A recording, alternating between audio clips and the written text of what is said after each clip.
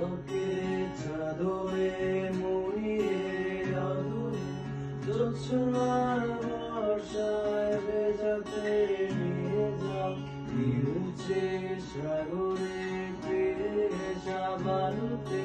মিথ্যে স্বপ্নে প্রাসাদ বানাতে দাও মারতে দাও বুনো ঝোপের মতো করে